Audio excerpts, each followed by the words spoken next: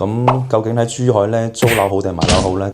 Hello， 各位香港嘅朋友仔，晚上好啊！歡迎收睇阿 Son 嘅頻道。咁呢幾日咧，好多謝大家對阿 Son 嘅觀點嘅一啲認可啦，都好支持阿 Son 嘅工作嘅。咁都為好多香港朋友仔咧睇咗一啲租盤啦，都成功咁租咗落嚟。咁呢幾日咧就有少少忙嘅，都為大家去帶一啲租盤，咁導致咧阿 Son 個頻道咧就冇辦法更新到好多啲租盤嘅一啲信息。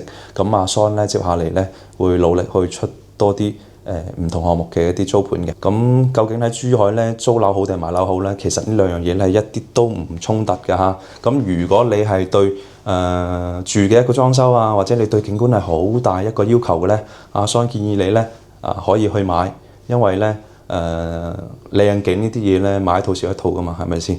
咁如果你對呢一方面唔係好執着嘅情況下，你係想住一個地方係交通配套啊、生活配套啊，包括你戶型OK 就得㗎啦。咁我建議咧都係先租住落嚟住下，因為你唔好覺得你過嚟珠海玩幾轉住過幾晚酒店，你好似就會對珠海熟悉啦。咁你係要住落嚟呢個位置，咁你先可以去感受到呢邊嘅一啲實際嘅生活嘅一啲交通啊，或者係生活嘅配套究竟便唔便利嘅？因為你住落嚟，你先可以親身咁感受到。咁所以咧，都係阿 Son 點解會去同大家講如果你係唔急嘅情況下，先租落嚟住睇下環境點樣先呢？因為按照阿 Son 做咗咁多年嘅房產啦，近呢2年，到大家身邊嘅朋友有買過樓都清楚嘅。近2年喺珠海買嘅樓咧，基本上至少係跌20%左右㗎啦。有啲項目咧，如果你即細嘅，可能少嘅10零萬啦；如果多嘅20、40萬都有。如果係更加大嘅豪宅嘅盤嘅話，你蝕100-200萬都係好正常嚇。咁如果你唔想咁貿然去下定論去買房，你又想比較穩健一啲咧，咁你可以跟住阿 Son 嘅呢個頻道嚇，先睇下邊個片區你係想住嘅，睇下嗰邊有冇啱你嘅項目，住落嚟感受下。你住1個月好，2個月好，住半年都好，你先睇下呢邊住落嚟嘅配套點樣，珠海呢邊嘅環境啱唔啱你自己方唔方便？如果呢幾樣嘢都 OK 嘅情況下，我哋再去睇樓，睇下周邊有咩項目係啱自己嘅，咁我哋再買落嚟嘅話，可以減少到你嘅損失。如果你認可阿 Son 嘅呢個觀點嘅話咧，歡迎訂閱阿 Son 嘅頻道嚇，跟住阿 Son 睇阿 Son 之後有乜嘢盤，或者直接出嚟揾阿 Son 睇下依家市場上嘅一啲租盤。Hello， 咁阿 Son 咧依家嚟到咗咧十字門嘅情侶南路啊，亦都係我哋會展中心嘅一個位置，都係華發商都1期嘅位置啊。咁你依家睇到阿 Son 背後嘅咧，呢個咧就係華發總部珠海中心啊。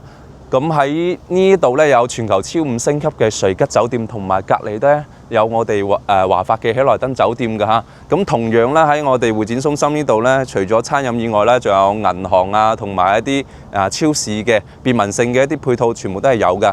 咁最緊要咧，點解阿 Son 今日會同大家去講介紹呢度咧？因為呢度可以睇到好靚嘅景觀嚇。咁有幾靚呢？跟住阿 Son 睇下後面，你可以睇到成個橫琴嘅一個金融島景啊！因為今日呢個霧比較大，可能就睇唔清楚。夜晚或者能見度高嘅時候呢，呢邊係好靚仔嘅。咁喺我哋右手邊呢，就可以睇到成個澳門嘅一個電視塔啦。咁最重要嘅呢，就係每年嘅中秋、元旦、新年呢，都會仲有國慶啦，都會喺呢度上演到非常之盛大嘅煙花嘅一個盛景㗎。咁如果大家對煙花對景觀有一個非常之大嘅一個需求嘅呢，住喺十字門就非常之適合你啦。因為呢邊一落樓行幾步路就可以嚟到我哋情侶南路，見到觀賞到咁靚嘅景。咁如果早上你哋係有晨運，即係跑步呢習慣呢，咁嚟到我哋情侶南路呢度呢，都係非常之適合你嘅喎。因為呢邊景觀好，空氣靚早上嘅話係你哋跑步嘅可以揀嘅一個好好嘅位置。咁今日咧，阿 Son 咧就會同大家介紹下呢邊嘅一啲兩房嘅租盤。咁依家就跟阿 Son 去睇睇究竟係點樣。咁阿 Son 咧依家嚟到咗琴澳新城嘅新路郡啊，咁同大家睇下一個兩房嘅單位。咁依家咧，阿 Son 咧就喺成個小區嘅1樓嘅一個環境嘅，大家可以睇到依家呢個園林啦。咁呢個單位咧，呢個項目咧非常之細啊，得兩棟嘅啫。咁樓下咧，你可以睇到呢邊嘅園林都 OK 嘅。咁我哋逛睇睇呢邊究竟係點樣。咁可以睇到嚇，我哋呢一邊啦，佢係1樓咧係有人住㗎，1樓係有人住。咁通常華發嘅好多產品咧都係從2樓或者3樓開始先住人，跟住都係有架空層嘅。咁呢啲係我哋華發早期一啲產品啦，所以佢1樓係有住人㗎。咁大家可以睇到嚇呢邊嘅一個園林設計啦，呢度一個園林設計都係好闊嘅。雖然話得2棟樓，但係佢綠化咧全部都係去做到35%嘅。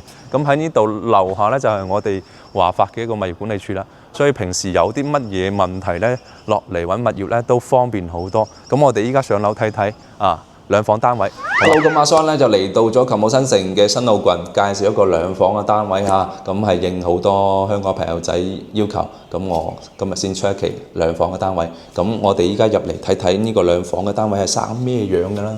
咁首先講下啦，呢個兩房咧係71平方嘅兩房一衛。咁呢個咧係位於20樓㗎。咁個租金去到幾錢咧？3700蚊大家冇聽錯，3700蚊。點解呢個位置嘅兩房可以做到3700嘅呢個價錢咧？咁因為呢度係非常之靠近華商都2期嘅。咁我哋先講下屋先啦。咁呢個戶型咧就非常之傳統啦，就係一個樹廳嘅設計。咁旁邊咧就係一個餐台啦，隔離咧就係一個鞋櫃位置。咁入到嚟咧就係我哋嘅廚房啦。廚房咧係一個小 L 型嘅一個設計但係佢非常之長。咁呢度咧係足夠俾我哋擺到好多啲電飯煲家電同埋碗碟嘅嘢。咁我哋交標咧一樣咧都係有呢個抽油煙機啦、煤氣灶啦。咁我哋嘅水氣天然氣啲全部都開通晒㗎啦。咁係有啲邋遢咧，點解？因為呢個單位咧全新未出租嘅，冇人住過嘅，所以到時如果睇啱嘅單位咧，我哋揾人搞衞生咧就 OK 㗎啦。咁呢度都仲預留咗一個雙開門冰箱位咁統一嘅呢邊嘅一個交標咧，都係一個細細地嘅一個冰箱。如果有需求嘅話，我哋可以換大少少嘅雙開門冰箱，都係夠晒位嘅。咁入到嚟可以睇到我哋個客廳啦，客廳嘅位置咧，佢唔算話闊，但係咧都係 OK 舒服嘅，離我哋電視嘅一個距離嚇。咁我哋再睇下一個陽台嘅位置啦。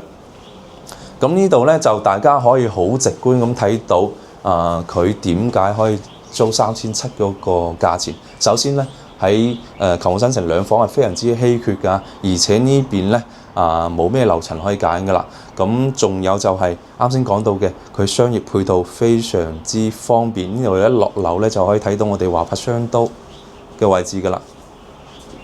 前面咧就我哋華發商都2期呢度一落樓基本上行路3分鐘就可以到㗎啦。咁最緊要咧有一個商場嘅配套加持以外咧，我哋後面仲可以睇到一個非常之靚嘅山景黑白面將軍山嘅。